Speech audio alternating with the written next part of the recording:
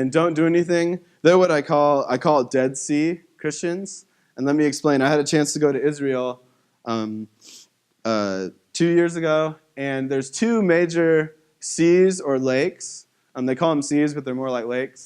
And you can go back.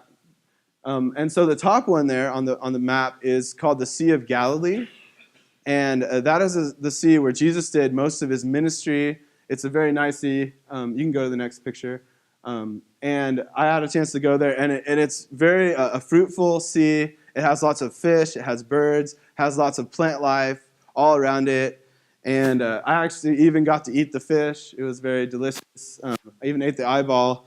That was kind of a dare. But the point is that the cool thing about the Sea of Galilee, here's what makes it fruitful and alive, is the fact it has a stream flowing into it, but it also has a river flowing out of it. But also on my trip, I had an opportunity to go to the Dead Sea.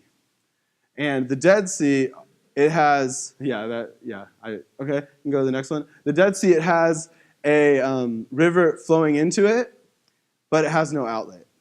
And so all that water just comes in, and it's almost like this tank. And we have one near San Diego called the Salton Sea. It's the same effect. And what happens is there's an inflow, but there is no outflow. And this does not support plant life. It does not support, maybe it supports fungus, which I consider dead anyway, not good. And then it doesn't support birds, doesn't support life in general. It's fun to float on, but it doesn't support life. And so many Christians, they have a lot of stuff flowing into their life. They're getting a lot of input. They're coming and they're listening to a lot of sermons, and it's flowing into their life, but they're doing nothing to apply it to their lives.